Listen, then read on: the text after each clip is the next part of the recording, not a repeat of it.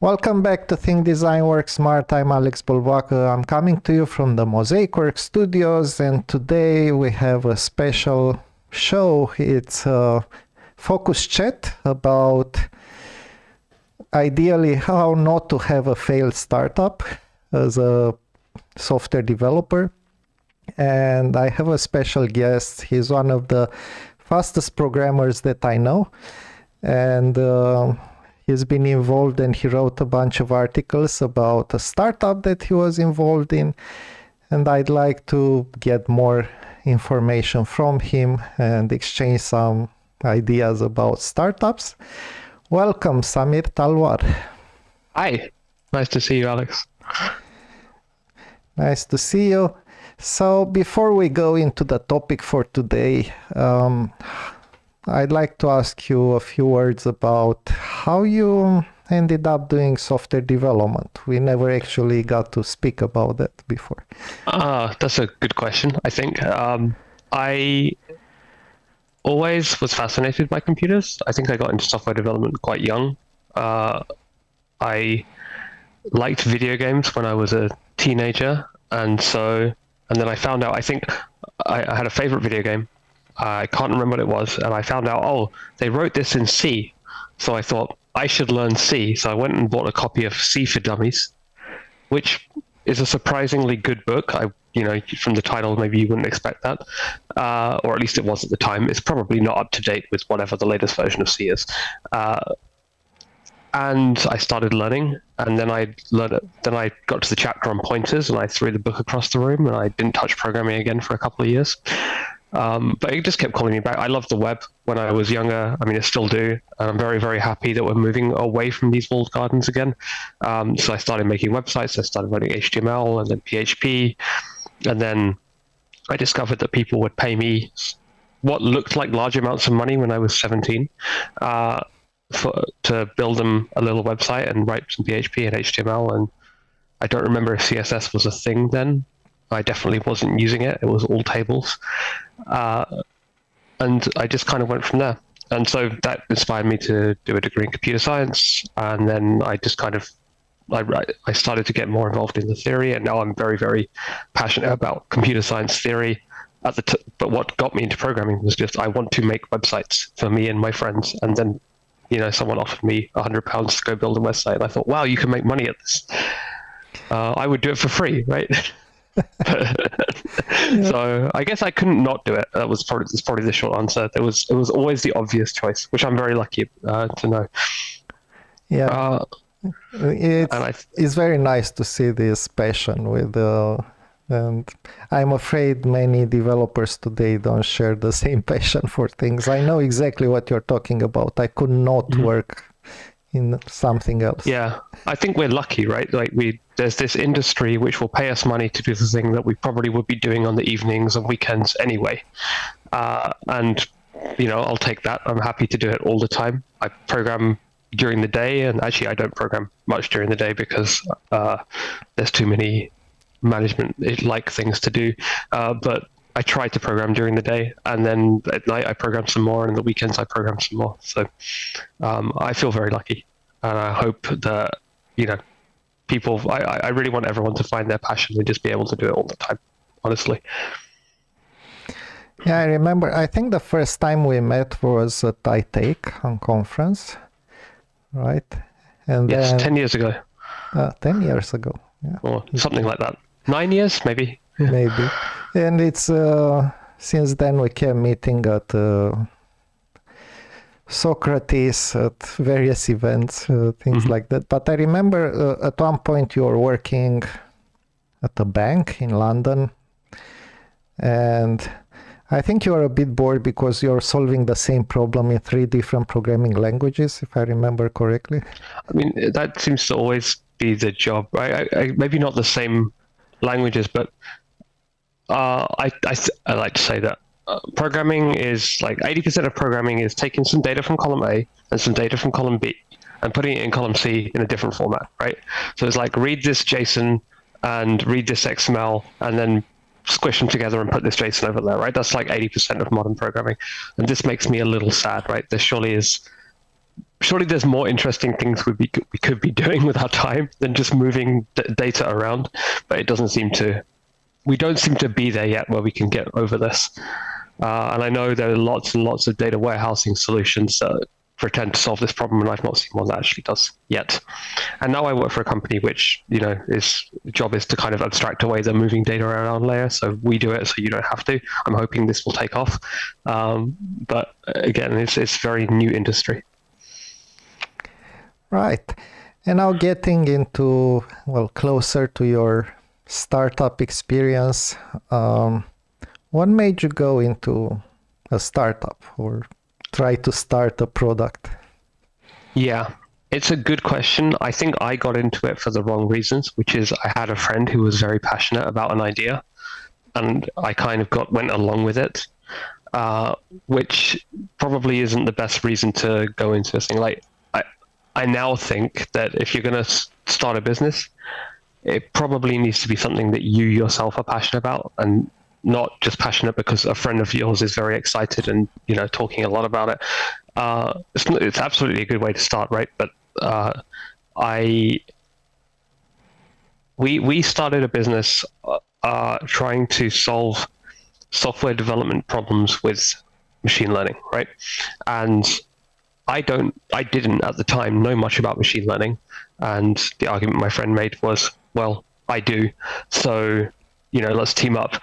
You know about the software engineering side, I know about the machine learning side. There were four of us that started the company. We were basically split down the middle, two people very focused on the academic side and more focused on machine learning, and two of us who were much more from the traditional software engineering background. And I think it probably was the wrong team makeup. I don't know what the right one would have been. It probably would have included someone who's not a programmer or isn't that interested in programming, because it turns out sales is hard and a difficult discipline on its own, and you can't just wing it. Like, lots of people have failed trying to sell a very, very reasonable, very useful product. Like, if you can't convince someone they want it, then it's a useless product, right? So I think what got me into it was probably not the best of reasons. I think if I were to try this again, I'd want to go into business after most of the technical problems have already been solved. I no longer think it's reasonable to start a company with the goal of solving very large technical problems, or at least, let me put it this way. I think there are much better routes specifically for tools focused on software developers to start the business first. So, for example, we could have built some open source code, seen whether it's actually valuable to people, or even built some models and put them on Twitter and make a little website and let people play with them if we wanted to keep it closed source. And if there was traction, if people were interested, if we could produce something useful, then build a company around that. I don't think there was a good reason to start the company first. We rushed into it. And part of this is because you need the companies to go to things like get funding, which means, and you need the funding to quit your job. Maybe it would have been more useful to bootstrap it for a little while.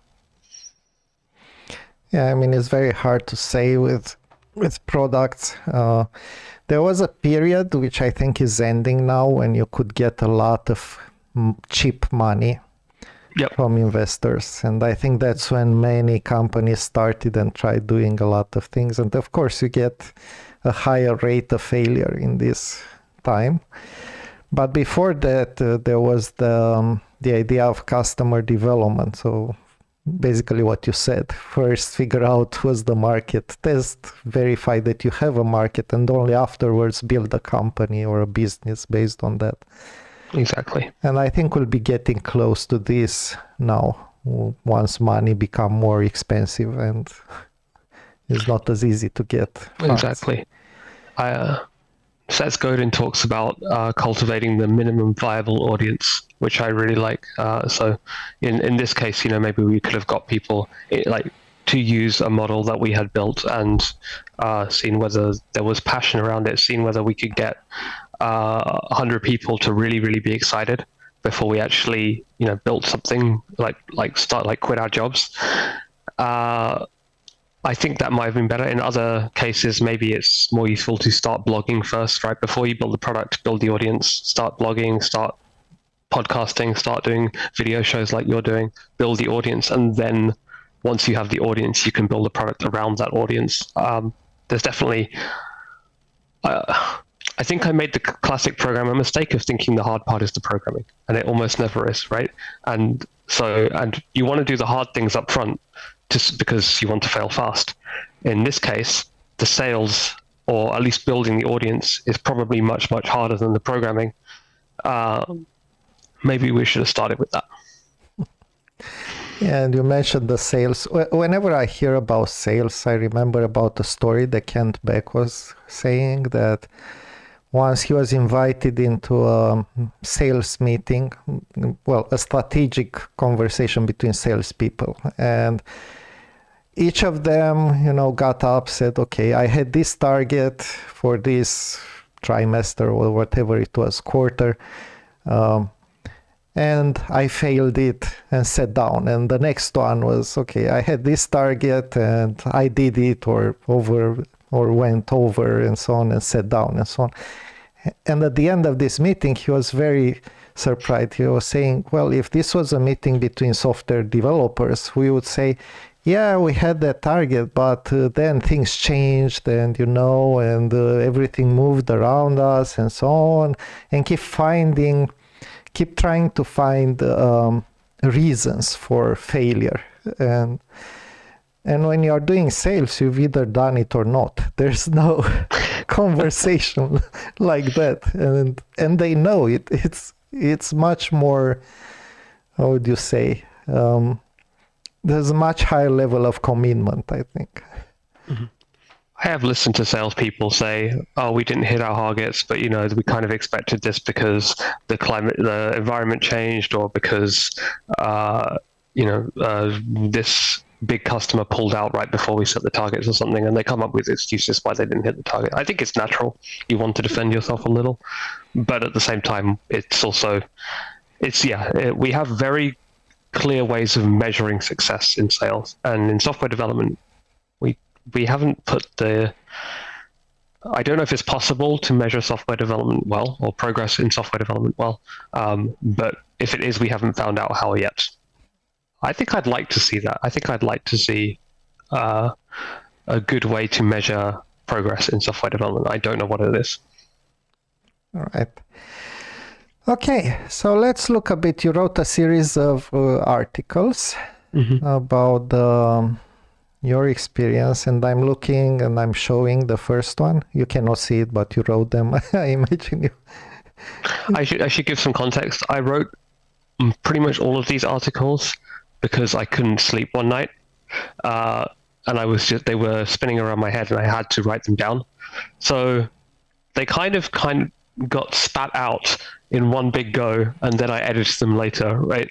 Which means that actually I may not remember what it says, but I'll remind myself. Don't worry. Okay. So, I find it funny. You start with the job title CTO. Our mission was to democratize programming by automating away common mistakes powered by machine learning technology. This is a good mission. At least this sounds very clear. And yeah, I still think the problem is a valid one. I think the main issue is I don't think a startup can do it. I think this is going to take Microsoft 20 years, right? Assuming they put the money in the right place. And then Microsoft, last time I checked, Microsoft were the main company funding this, Microsoft and GitHub. And we couldn't compete with Microsoft and GitHub, right? I think that was perhaps a naive thing to expect. And it's still going to take them decades. So maybe not the best choice for a startup with limited funding. Well, so I think just looking at the mission, I've seen many people trying startups and products, and in terms of the mission, it's a good mission. It's something that is broad enough so that you have enough work to do, but it also doesn't corner you into doing only one thing. Now, of course, the big problem with this is to figure out what's the smallest thing that you can deliver that actually is people want to buy. people want to use. That is more difficult. I think there's one other problem with it, which is the phrase using machine learning technology.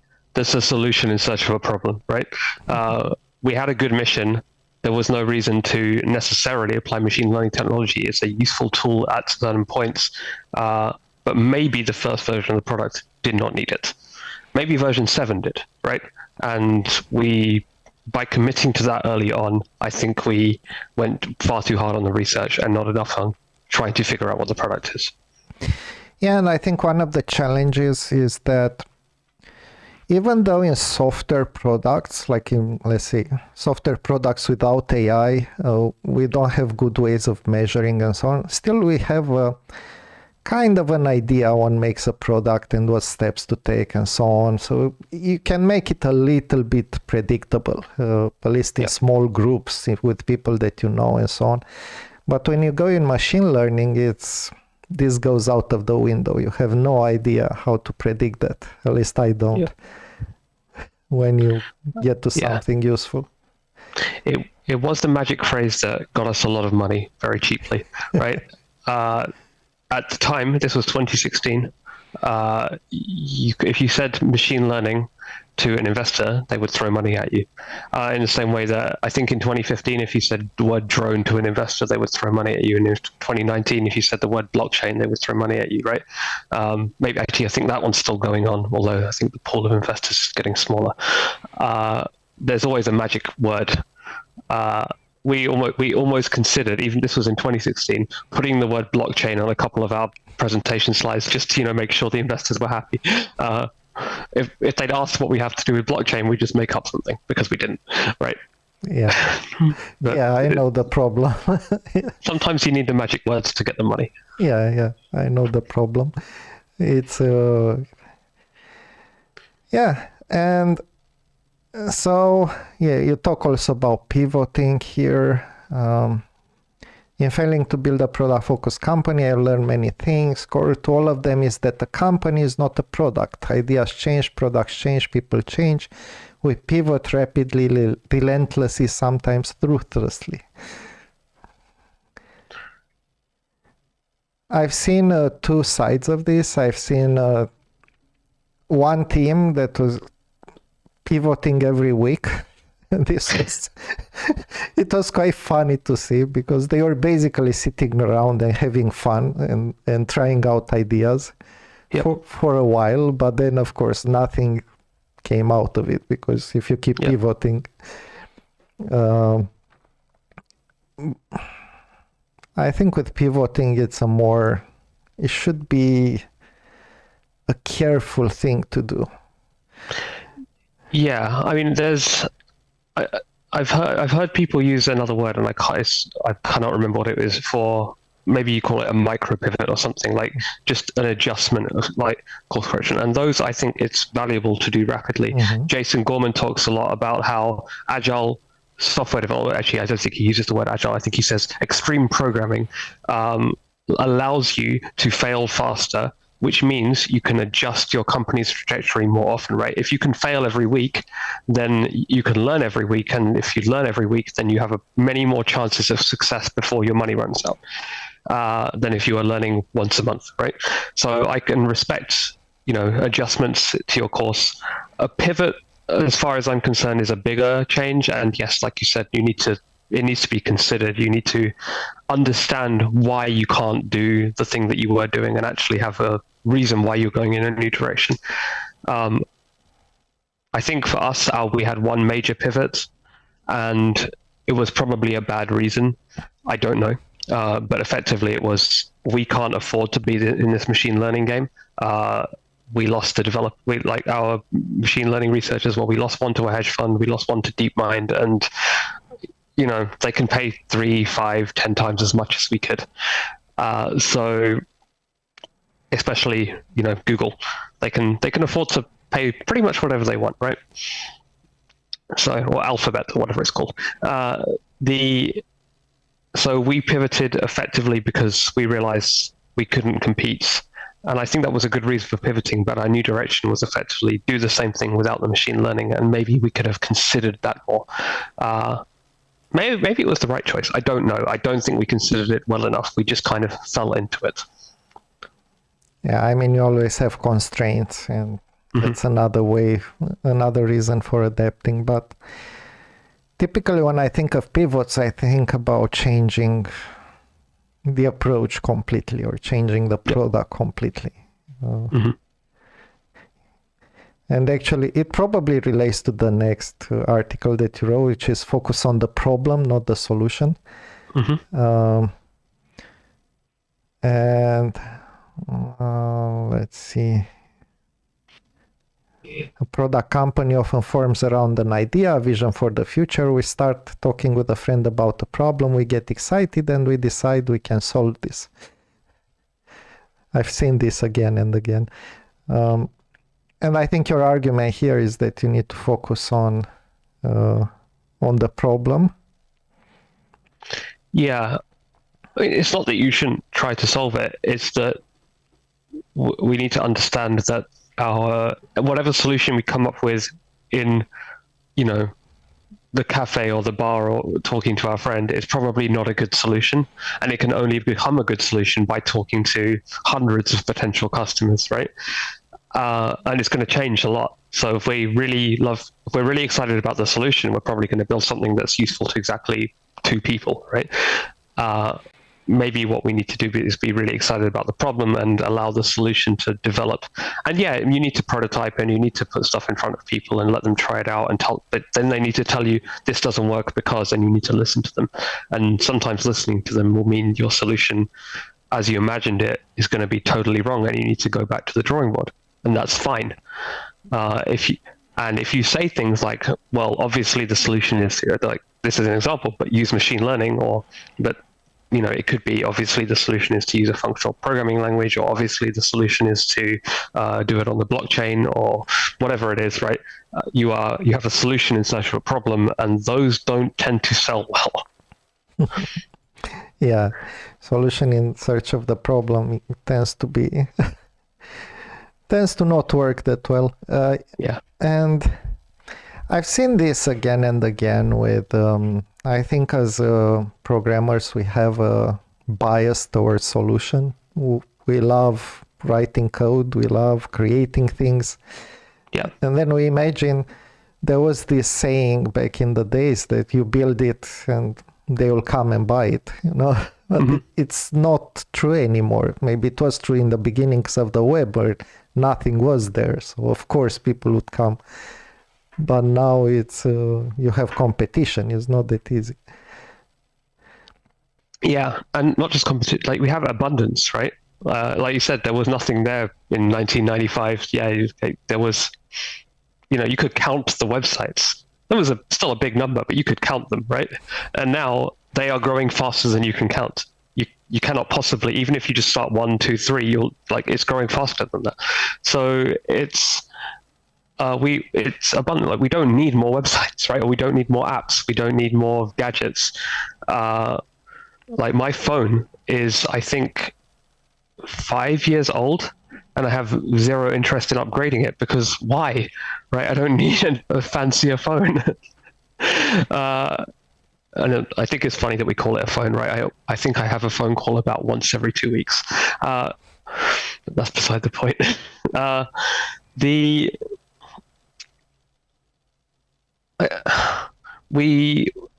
think even back then, build it and they will come was probably not so true, but maybe you could get lucky more often. And now, yeah, you have to have a good reason why people want your thing. You have to be good at promotion and understand why people aren't interested, and why the thing that you built that is obviously superior to the other thing that's already out there is not good enough, right? And you need to understand that people's inertia is reasonable. Like, just because they don't want to move to your product does not mean they are stupid. They probably have very good reasons for not moving to your product, even though it's better. Like, I don't know, for example, they have all their data in that other product and no interest in copying and pasting it all over, right? So you need to do things that are boring. Like, you need to go build that import functionality so people can press 2 buttons and get their data in, and otherwise they're never even going to try it. and no one likes to build import-export stuff. Like it's I've not met a developer yet who wants to build those things, but they're some of the most valuable parts of certain pieces of software, right?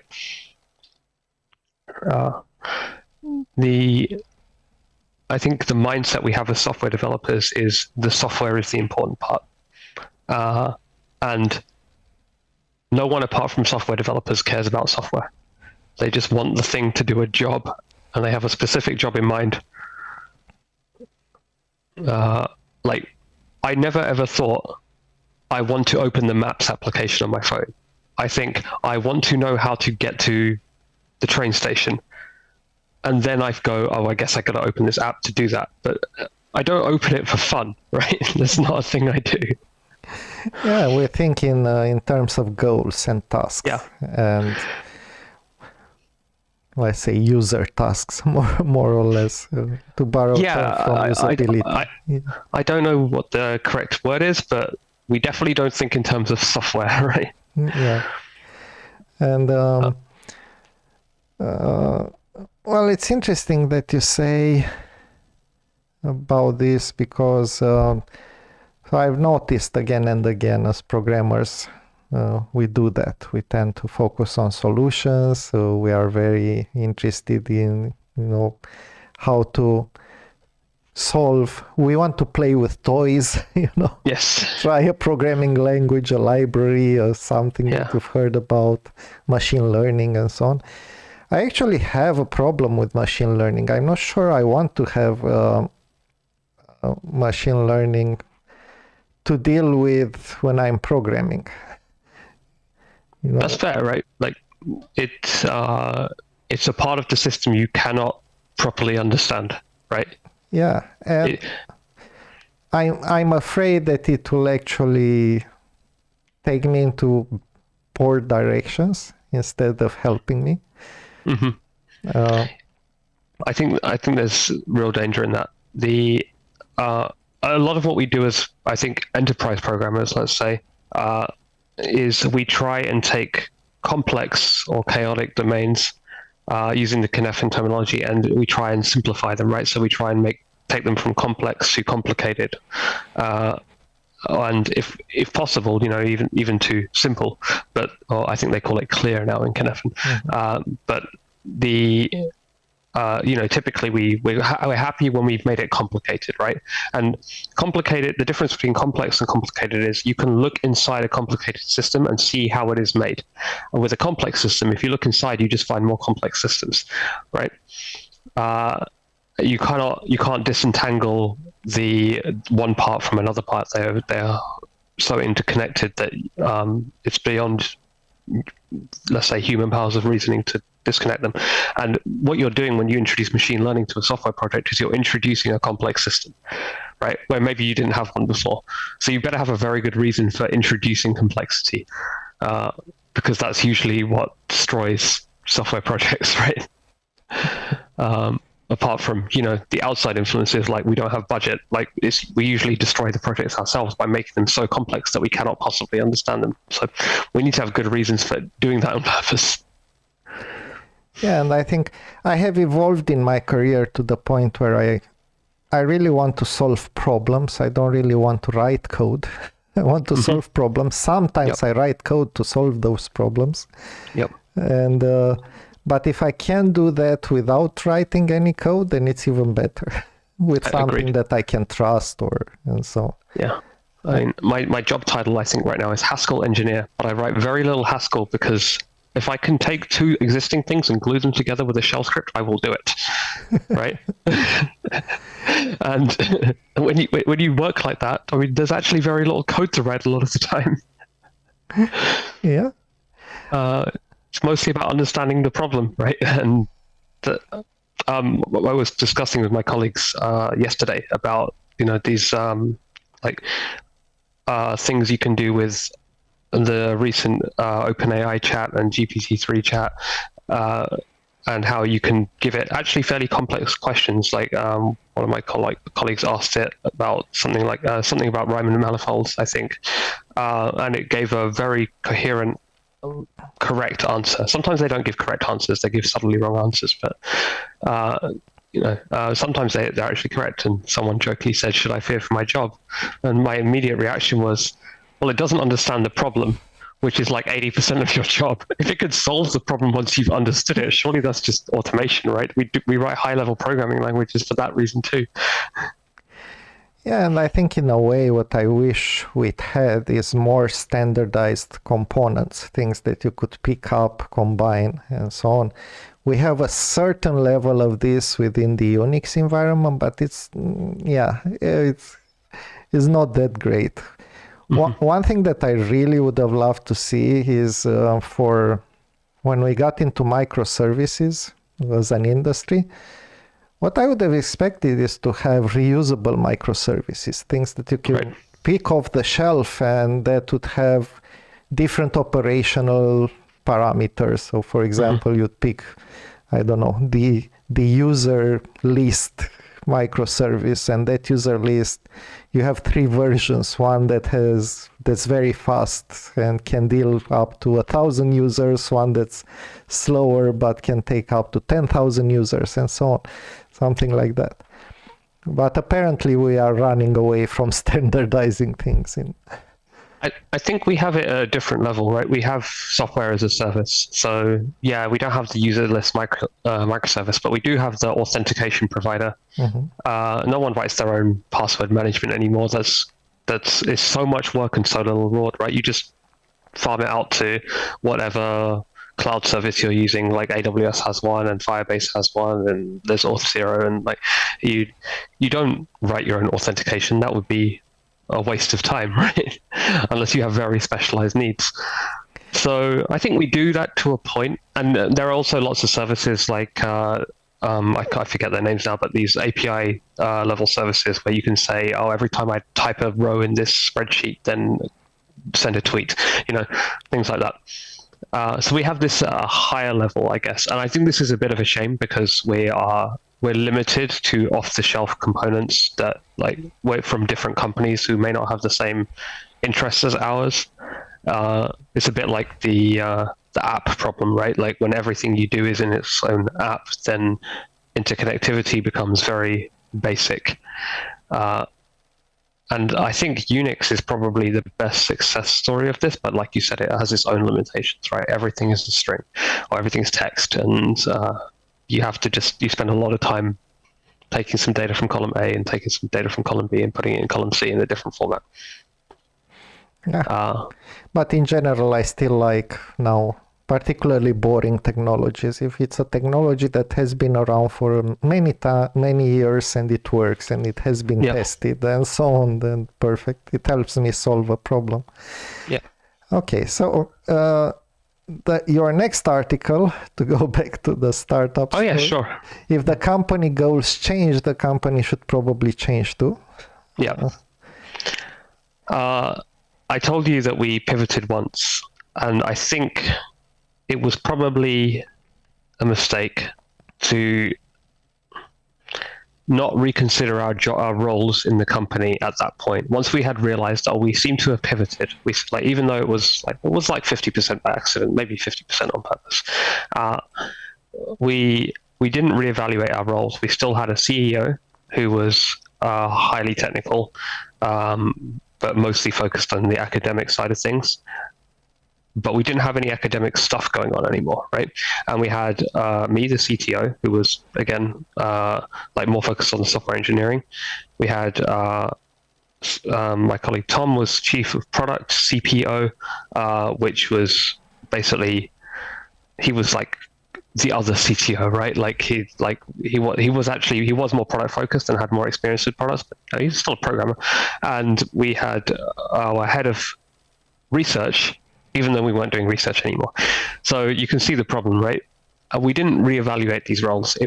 We ended up reevaluating them, but through arguing and people leaving the company, probably would have been more productive to reestablish the roles properly and sit down and figure out, it's okay to say, honestly, I don't think this job should exist anymore. We need to find a new role for you. I think that's probably healthier, even though it sounds harsh. It's probably healthier than getting into a fight 6 months later, right? And someone feeling aimless and not very useful for 6 months. Yeah, and I think this is the job for. That's what the CEO is doing, right? Keeping the structure of the company in line with what it's supposed to do.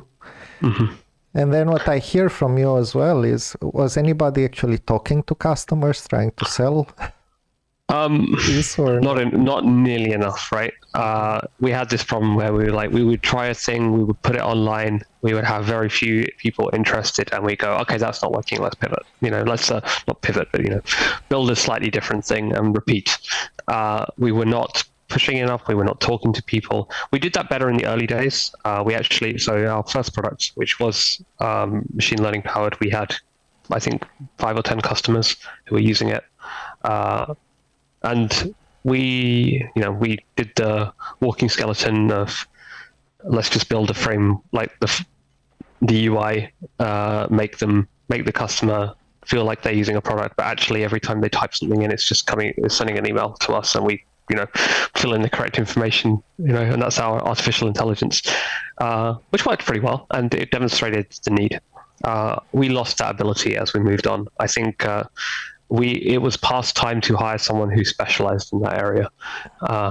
We were all happy to do it ourselves as programmers, who tried to do sales for a while, but I think at some point you lose interest in the thing that is not your discipline and your passion, and it becomes harder and harder to keep it going. Now, I've met lots of programmers who have successfully made the jump to being a CEO or being the head of product and becoming a salesperson, or not necessarily a salesperson, but someone who understands the customer needs and is able to have a good conversation with customers and come up with requirements and things.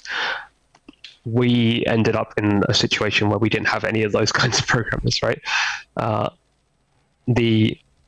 working for a company now, Hasura, where the CEO is a programmer, but I don't think he's done any programming in a while. He's got better things to do, right? And then he was successfully able to make that jump. But it's quite uncommon. I think it's quite a rare skill. My general advice to anyone is, if you're thinking of starting with a company with another programmer, don't do that. Or at least don't be the only founders, right?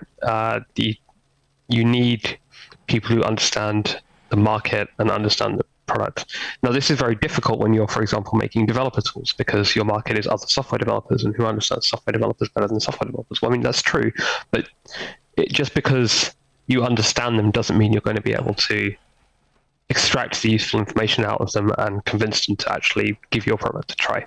That's hard. Yeah, there's a general advice for product development, which is, don't assume that you are the customer or the user, even if you have the same problems, even if you feel you are similar and you understand all this, but don't assume that you are the user, because users are different. You need to listen to them. And as for trying other domains, I've also tried my hand in sales and marketing. With sales, it's been very short. I'm very bad at sales, so I learned that in 5 minutes. But with marketing, it's a bit better, because I think I can understand larger groups of people, probably better than and tendencies for larger groups, but it's still, I'm limited. Somebody who's good at marketing moves way beyond me. They are much better at this, just intuitively. And it's easier to train a person like that into understanding developers than the other way around. Training developers into doing sales or marketing. That's much harder. I think you're absolutely right. And we need to respect it as a skill, right? I think it's a common thing with software developers, especially. I think technically educated people in general, but especially software people, for some reason, we think we can jump into another discipline and just understand it, right? I saw a lot of software developers suddenly become experts in how viruses transmit and pathogens transmit about, at the start of this COVID pandemic, right? Suddenly every software developer was an expert in this, but they didn't know anything about it 5 minutes earlier, right? They just decided they were an expert. And I think, and I'm probably guilty of this myself, we struggle to admit that there's things we can't understand. Maybe I think it's probably true of scientists and technology people in general. We need to respect these other disciplines as hard things that people train for very long periods of time and practice for very long periods of time to be able to do well. And just because you've met a bunch of bad salespeople who just try and push stuff on you doesn't mean there aren't very good salespeople. It's just you don't realize they're salespeople. They convinced you without even trying, right? Like they had a nice conversation with you and then you decided to buy their thing, and you didn't even realize they were doing sales. Yeah, and it's the same with ads, for example. People look at ads and they find some ridiculous ads, but the rule is if you find an ad ridiculous is because it's not for you, actually. Yep. Because the targeting is so good that it takes you out of the target group. Yep. Exactly. My favorite thing with developers to watch is when they go into social issues. It's a complete disaster because okay, at least with how a virus spreads and things like that, let's say it's a bit closer to science and to more precise, well, it's probabilities. You can kind of wrap your head around it if you read enough. Yep. But with social matters, it's a completely different topic. Yeah. It's much, much different. Yeah. My partner is currently moving discipline and moving career from being a software developer to being a therapist and a psychologist, and the amount of stuff she's had to unlearn as a software developer it's mind-boggling. And I honestly don't understand half of the things she says, but I think one of the major things that she's unlocked, and if she ever decides to go back into software development, it'd be incredibly powerful, is just how to completely sidestep a problem before it even comes up. How to make problems much, much smaller so that they can be tackled in small chunks. I'm trying to think of a good example, but she's an organizer in a forum, I think it runs on Telegram, which discusses a lot of this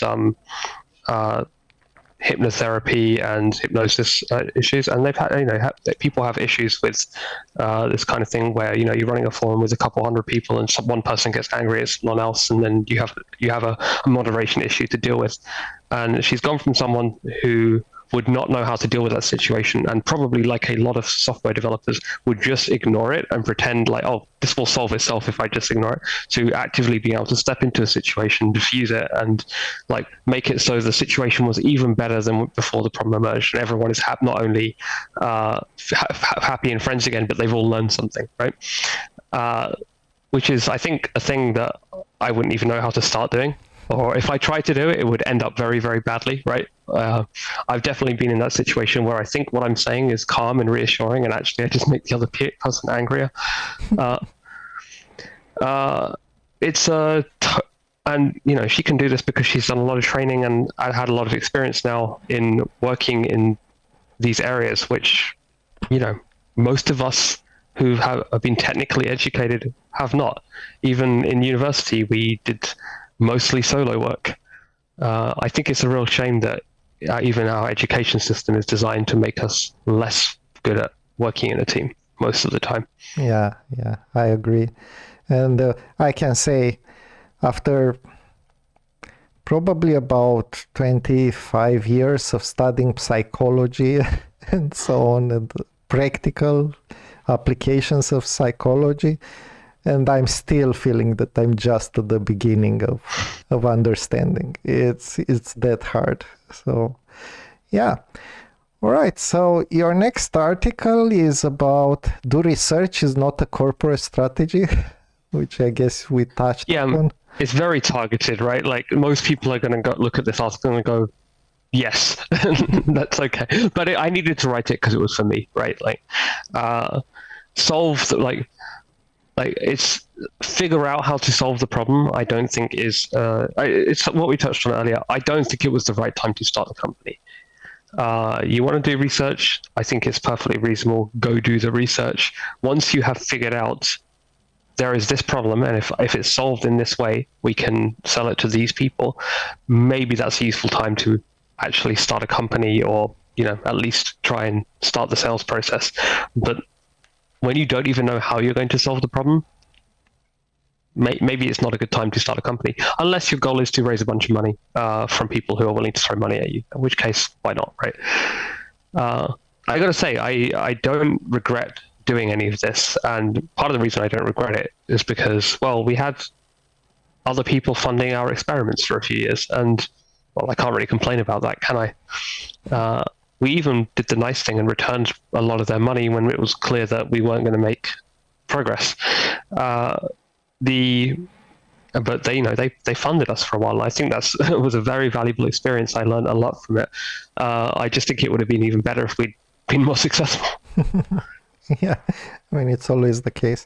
Well, this also translates to, I often see people, well, organizations who have research departments or R&D.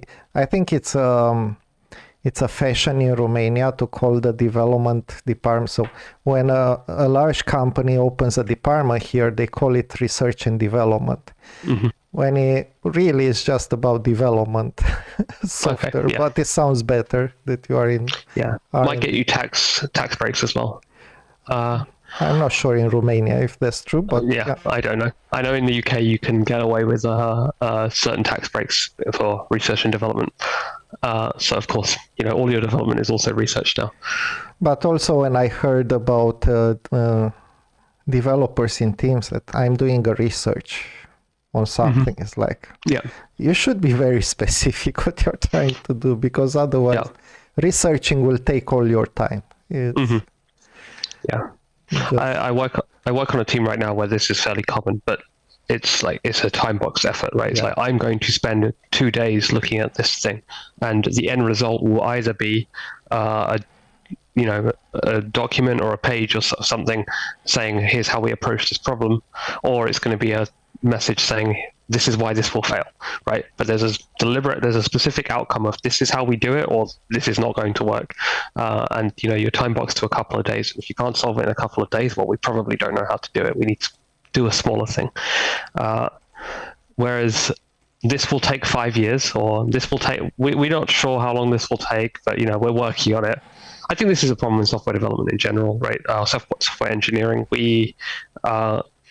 we give ourselves these long, fuzzy estimates of, this will take a couple months, or I'm not a big fan of the Fibonacci estimation thing. I'm not sure how to describe it. This card is a 1, and this is a 2, and this is a 5, and this is a 13, and this is a 34. Anything above a 1, as far as I'm concerned, is probably too big. You can define 1 how you want. I like to define it as the time between coffees. That's the appropriate amount of work time, but it's different for everyone. But for me, it's like, I usually have 2 cups of coffee a day. So the time between coffee is a reasonable amount of time to work on a thing before I'm done, before it's shipped, right?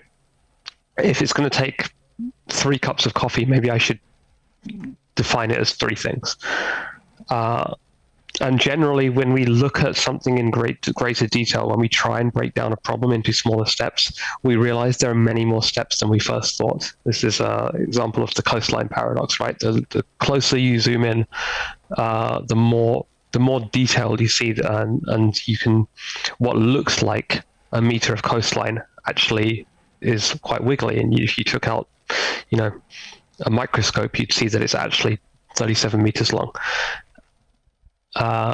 We see this in software development all the time, where we try and do a thing without breaking it into small chunks, and we end up just reporting every morning in the stand-up. It's like, what are you working on? Oh, same thing as yesterday. It's not useful information.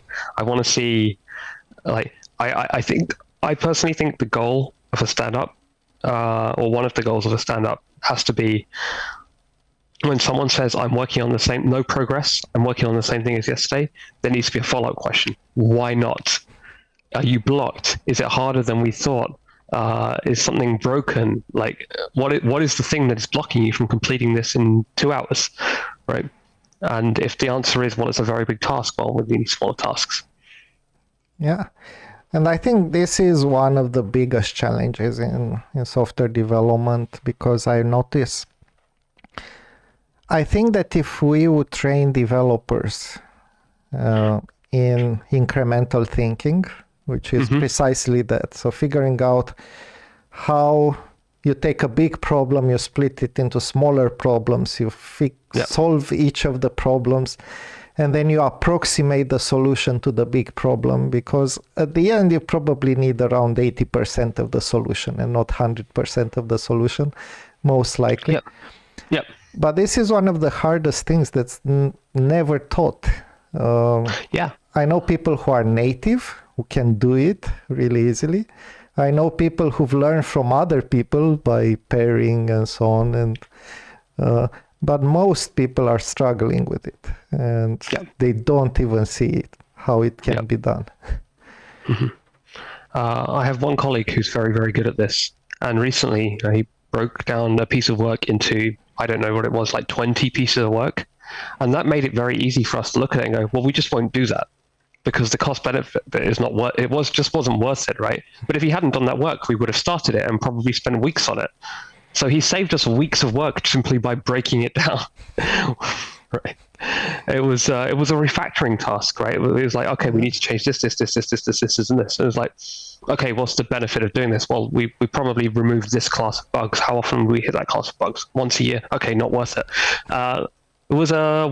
He solved the problem in 2 hours, right? Exactly. It was incredibly valuable. Saved weeks of effort. Yeah. That's the greatest thing. I keep telling people, there's a principle in Agile: maximize the work not done. Because our goal is not to work. Our goal is to achieve something. If we can achieve that thing without working, it's even better. Yeah. If you can ship a spreadsheet that makes your customers very happy, do that, right? Implement it in one afternoon and ship it. I mean, sure, there are limitations to spreadsheets, and there's good reasons to not ship a spreadsheet, but until you've outlined the reason to, like, why would you write code? Or at least, why would you write, okay, spreadsheets are code, but why would you write more code than is required? Why would you build a UI? There is one, right? I've seen businesses run off the back of a spreadsheet and 2 Google Forms, right? Yeah. Like entire businesses. And I guess this relates to your number 10 article. I'm going to skip through some of these because there are some of them which I find more interesting. That's fair. Me too. Code is a liability. Ship without coding is possible. Oh yeah, there you go. Yeah, so this is what I was saying, right? I think there are a couple useful things to remember when you're building software. One is the goal is not to build software. The goal is to make your customer happy and therefore make them pay you money. Or if you're doing this for the love of the thing, then make your customer happy so they make you cookies or whatever it is, right? Like if you're building a website for your dog, then the goal is to have a website for your dog. It is not to write HTML. So even if you're not making money out of it, then or even if the customer is you, the goal is to make yourself happy, right? Like it's not to write the code. And so if you can build a website by dragging and dropping some stuff, and that is good enough, do that. If you can solve the problem with a spreadsheet, do that. If you can solve it with a couple of Unix pipes and grep and sed and awk. Okay, if you hit awk, maybe you have a different problem. I like awk, but I realize not everyone else does. Not everyone does. But do that. I don't know. We spend a lot of time writing code, right, where code probably wasn't required. I've seen entire Java code bases of tens of thousands of lines that could be replaced with a shell script. Yeah, and I see You write here, code is horrendously expensive to write in both money and time, a burden to maintain, and a huge sunk cost that encourages you to sink more into it. I've learned this the hard way when doing Eventrix, our product. It is very expensive, and one of the things that annoys me the most with code is, let's say you have it perfect and it works and so on, and you deploy it, but then you get a operating system upgrade or whatever else. Java changes versions, old version is no longer supported and so on. And you need to change everything for reasons that are completely outside your control. Right, we have code rot, right? Like the code just gets worse on its own because, there's a security upgrade and now your operating system doesn't ship with an old version of OpenSSL and you were depending on that. Or now there's, like you said, a new operating system and you need to rely on it. Or you deployed to Amazon Lambda and they changed the API. Or right, like there's 1,000 reasons why your code just stops working, even though it worked fine yesterday, right? The service you depended on went down. Right. I tried to build my blog. I'm using a static site generator to build my blog. And one day I tried to build it and it just wouldn't build. Why? Because I'd embedded a tweet and the way it worked was it was going and fetching the tweet from the internet and embedding the HTML in the blog as part of the generation process. And the person had taken their profile offline. So my site didn't build anymore because not even Twitter went down. It was one person had made their profile private, I think it was, right? So that tweet was no longer publicly available through their API or any other way. So things just break in the future, and you have very little control over this kind of thing, unless you are NASA and want to invest tens of millions of dollars into making sure your thing will never break, right? So given that, maybe your spreadsheet software will break, but so will AWS. Google will remove the product that you were depending on because they decided they don't want it anymore, right? My first blog was built on top of Google Reader, which was taken offline in 2014. So of course my blog went offline too. Yeah, that's funny. It was. I wrote a little PHP script, which just in Google Reader they had a notes function where you can make a note about an article that you read. And I just scraped all my notes and built the website. And they just took it offline. So no more blog. All the data is gone. I don't know what happened. I didn't take an archive, right? Yeah. I know. So even if you do everything right and you still have a cost in keeping the maintenance. The total cost of ownership is the technical term, right? The total cost of ownership of most successful software is over 10 times the initial development price. So 90% of the cost is maintenance, at least in most successful software. So if you don't have this problem, it's probably because your product failed, or you're the only person using it and you run it on some computer that you haven't upgraded in 20 years. Yeah. All right. Another one of your article. This sounds very interesting. Go to therapy with your co-founders. Yes. Again, I wish I'd known more about psychology and human brain then. I know a little bit more now, right? Because my partner is studying it so heavily. I guess I get some of it through osmosis, and I've also been reading more. I think and to be fair, I don't think this was necessarily my idea. I think I've heard this from someone else, that when they started a company, the first thing they did was they got a couples therapist with their co-founder and went to 6 sessions of therapy. I think I haven't tried it. I think it would be really productive, get to figure out the underlying issues before you even start, and at least make sure you can work together. I think probably useful to take in certain questions, because I'm sure most therapists would not be used to this. We want to figure out that we are aligned on, if we are aligned on values, or if we just say we're aligned on values, for example, or we want to make sure we agree on the things that we need to figure out what we have not discussed yet. One of the things a lot of founders don't discuss is what's our exit strategy. Because if one person wants to sell the company in 2 years, or as quickly as possible, and one person is like, no, this is my baby, I want to be with it for the rest of my life, you're going to have a problem, right? And you're going to have a fight in 2 years. Maybe it's more useful to have that fight now when the stakes are much lower. It wouldn't solve every problem, but I don't think it can hurt.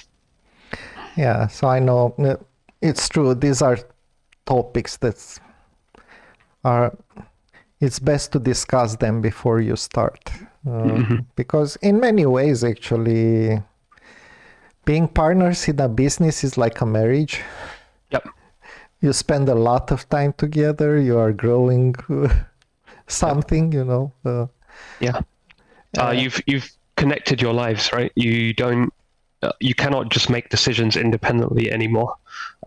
You can't say, well, I feel like moving to a different country, for example. That's not a thing you can do as part of like running a business, just like it's not a thing you can do if you're married. Yeah. You need to have a discussion, a conversation about it, and maybe it's more useful to have these kind of conversations up front. Like I moved to Switzerland about 3 years ago, and that's when I left my company. My original plan was to stay in the company, but I just surprised my founders with this, right? My co-founders, they were not expecting me to say that. And to be fair, at the time when we started the company, I didn't know this is what I wanted to do. But it was always a possibility that I might move country in the future, and I don't know if I brought it up with them or not. Maybe it would have been useful to have that conversation up front. It's like, this could happen. It could happen in 2 years. It could happen in 20 years. But it's something I'm interested in doing, is moving country. Right? Now, maybe we wouldn't have predicted it, right? But I do know one thing that would have come out of this for me that probably would have been really helpful is, first of all, the conversation about why are you getting involved in this? Why do you care? That would have probably been quite useful to have in detail where someone didn't accept the first answer I gave. And also, how long do you want to do this for? Because for me, this project was interesting enough that I was very interested in producing research. I was actually not so interested in producing a product, and I wasn't that interested in selling the company. And we never had that selling the company discussion because, well, the people who wanted to sell the company in 3 years thought that was obvious, right? Because that's what you do when you take venture capital money. And I was very naive. I think taking money was the biggest mistake for me personally, not for the other founders necessarily. I don't know. But for me, taking venture capitalist money puts you onto a certain track. It's a track where you have to get big fast, show growth constantly, but also start hiring. You need to be your goal there is often to create some kind of monopoly, right? Even if it's very, very small niche, but your goal is to be the only player in this space. So a lot of VCs, for example, will encourage you to take money to buy another company that's doing the same thing as you, for example, if it looks like they're also going to be successful. And your goal is to have an exit of some kind. Now, like for very large companies or companies that manage to grow extremely large, like they will do some kind of IPO or something. But for most companies, that means selling to a larger company, right? So your goal is to be acquired by one of the big tech companies. At which point they'll probably take the one part of your technology they actually care about, integrate it into their existing products, and get rid of the rest. Tell the rest of your customers to go away because they don't care about your customers. You have no customers compared to them, and just integrate you as the employees of that company into something else that they're doing, right? And it's kind of like it's a hire as well as we bought this one piece of technology that we wanted. This is a perfectly valid strategy, right? There's nothing wrong with it, but it is not something that I personally was interested in. I didn't know any of this. So I think having those kind of conversations earlier would have been really valuable for me personally. Mm-hmm. Yeah. And I was showing your article on the screen, until you have traction, money is a trap, because that's what you were referring to. Yeah. And I think that's a good point. I'm not sure many developers are familiar with this model, but this is the main model for startups. Like you do a company and you plan an exit. Most often it's about somebody buying you out. You go through a few rounds of investments. Every investor asks you to grow more.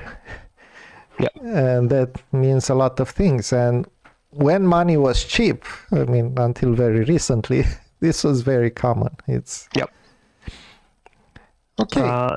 I think there's one other thing there, which is once you have the money, even your venture capitalist investors will lie to you, because even if they give you the money and then 6 months later they decide your product is useless, your company is useless, you're not going anywhere, they will still encourage you to grow big, to sell, because they need a return on their investment. And the easiest way as a VC to get a return on your investment is to wait for the next funding round, and at that point sell all your shares to the bigger investor, right? So they also need an exit, even if it's not what you would consider an exit, because it's still an independent company at this point. So I'm not saying our VCs did this. I think they were very honest with us, but it's a trap that I've heard some people fall into, where even their VCs are lying to them about the success potential of their company. Yeah. And it's one thing you need to be very aware of, that that conversation about exit will happen at some point. Yeah. Okay, so let's see. I think there's another. Well, agile methods are tools to try more ideas in less time. Yeah, I just stole that one wholesale from Jason Gorman. He has been writing on this topic for a long time. I recommend his work. I think the main thing there is, like, they are tools to help you learn faster, to fail faster, and therefore learn faster. So there's two important, and the lean startup also talks about this a lot, right? Like the goal of being lean is to make mistakes with far more regularity, and actually have a process by which you can learn from that mistake so you can apply it to the next experiment. We're not used to this if we've come from working in larger enterprises or even larger scale-ups, let's say, where 100, 200 people, companies growing. They're past the experimentation phase, right? They have their products. They're not trying 18 new things every month, and that's okay, but you're not going to learn it from them. Yeah. And well, I think it's a pity, because actually the product discovery part is very, very useful even for large companies. Yeah, I think so. They still don't do enough. Yeah. I think I'm becoming more convinced over time that we need to stop structuring companies so you have all the developers over here, and then all the product people here, and then all the marketing people over here.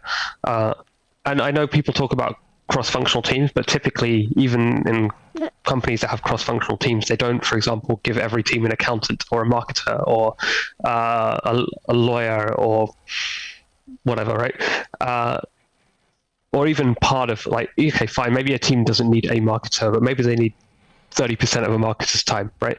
I don't see that, and I think I'd like to see more teams run as little companies with their own goals and their own little CEO, let's say, who's ultimately responsible for shipping the thing, whatever. Even if, like, I think it would lead to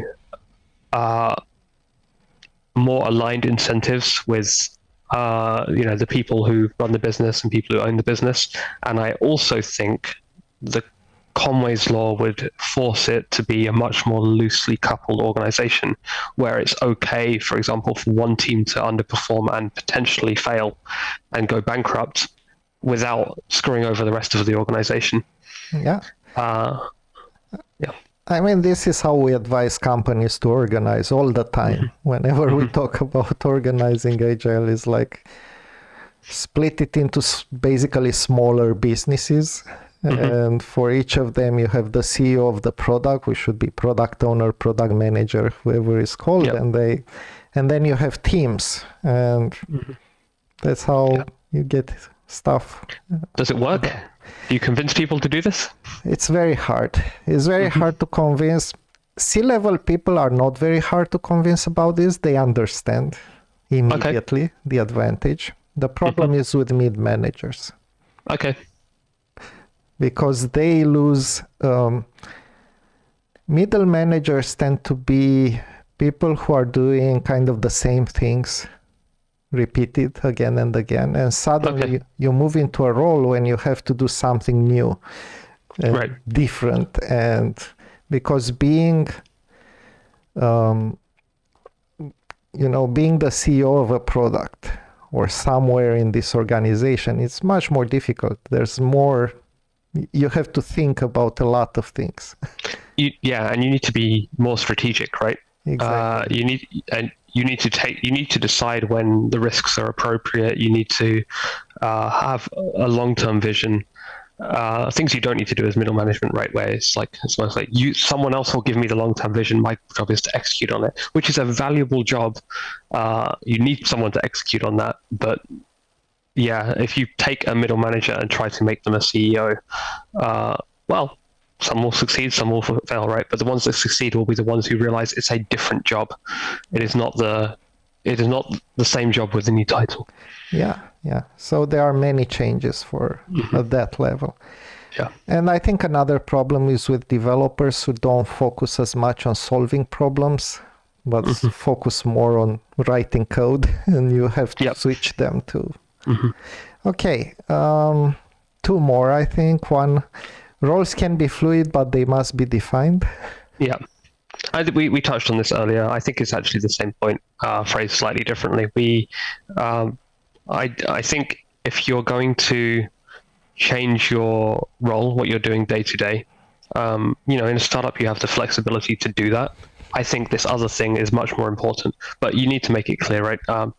People talk about radiating intent. Right?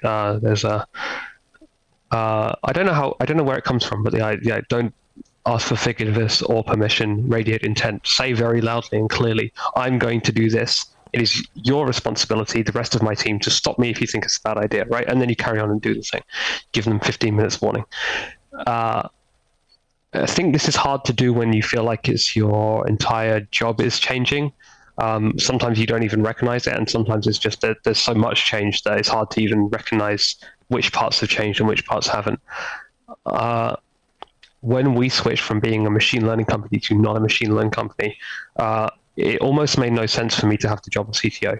Or rather, it made no sense for us to have 3 people who all could easily function in the CTO role, right? And probably what would have made more sense is to redefine the roles so that you can have the job title, right? Like you have the CEO because you need someone whose people can see the face off and go, that person's important, I want to talk to them, right? Whatever. But this is an external thing. But internally, knowing what my responsibilities are and knowing what the CEO's responsibilities are, when the CEO is also highly technical and highly able to, build software, we need to make sure that we are not trying to do the same thing differently. So I think we fell into this trap a few times where I thought it was my job to do X and someone else thought it was their job to do X, and we both ended up, butting heads or just both doing it but differently, which is often not helpful. So once I realized this in Proto, I ended up actually taking a much more external role where I was like, okay, I am going to focus on sales and marketing and build out a website, build out a web presence, that kind of thing. Because I felt like there was a need for that and the other problems were already being solved. And what this led to was a lot of disappointment because those are not things I'm particularly interested in doing full time. I'm happy to do them as part of the job as required, but this is not my reason for existing, right? So I didn't like my new role, but by making it explicit, at least I could realize I don't like this new role, and that's what led me to leave the company.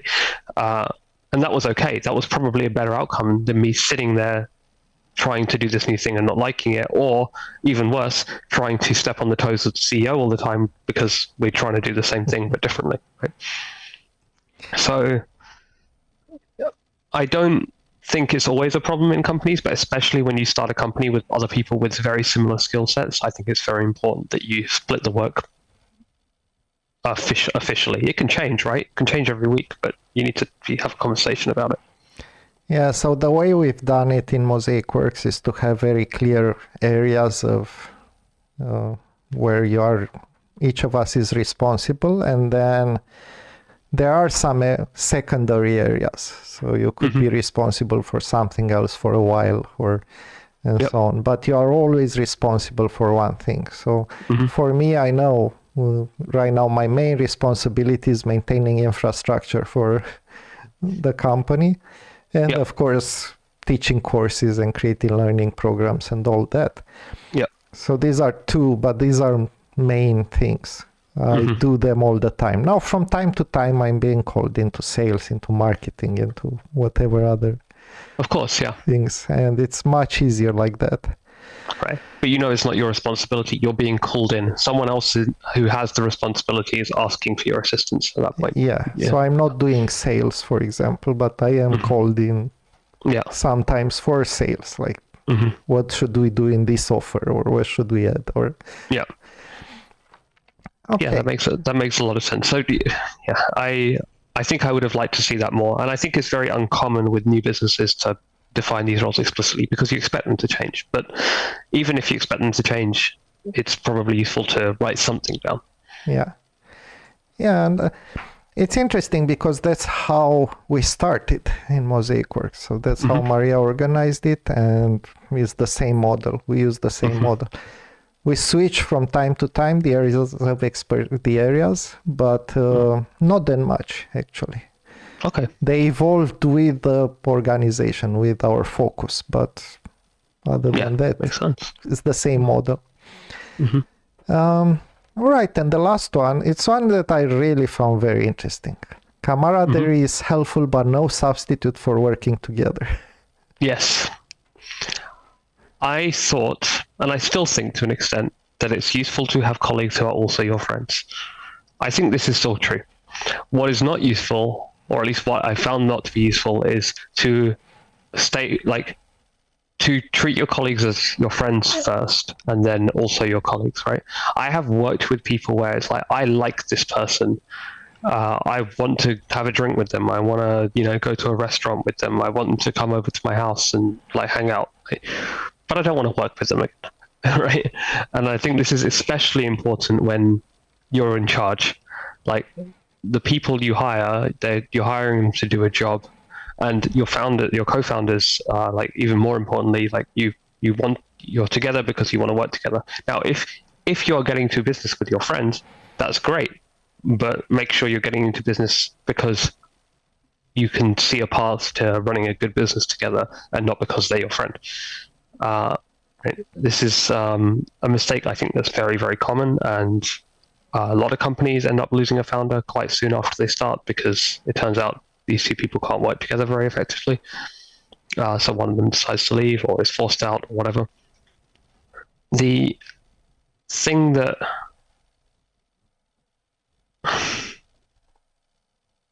think the trap often is you have so much fun just talking to these people that you can't imagine how, it could be a bad thing to work with them.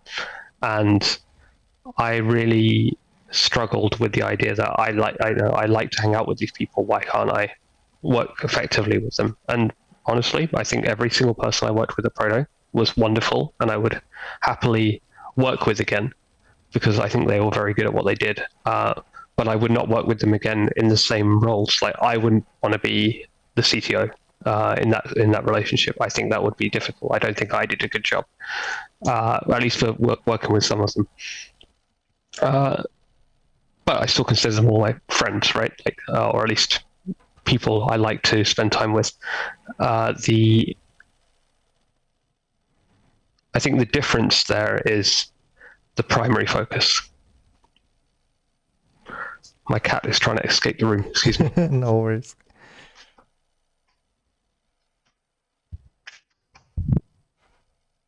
All right. Yeah, so when I read this, I was thinking, I have a rather different attitude, or at least it changed in time, but I always saw work separate. And when I'm at work, I tend to be about, have a certain attitude. I'm here to do something, to finish something, to achieve something, and then I will be more abrasive sometime. I will be more, set more rules or have more direct communication and so on. And then we can have a beer afterwards and and have fun and discuss about those things. And I think there's a tendency now, which I understand, to bring more of you to the job in a way. And I'm not sure how I feel about it. I mean, it changed for me as well in time. I tend to bring more of me at work now, and it's a bit better to be more integrated and have a little bit of fun and also do other things. But I still feel that these are different environments. I think so. I think these are reconcilable. I realized recently, I wrote a post about this as well. The idea that we are this one person at all times, I think, is fundamentally just too simple. Like, I am both someone who will just talk nonsense for an hour straight, and I'm also someone who wants to be very precise and very serious with my language. And I can be both those people, right? I can't be both of them at the same time, but they are both me. And so when I'm going to work, I am putting on a face, right? It's still me, but it's a particular facet of me that I think is valuable for both me and my colleagues to bring to the work environment.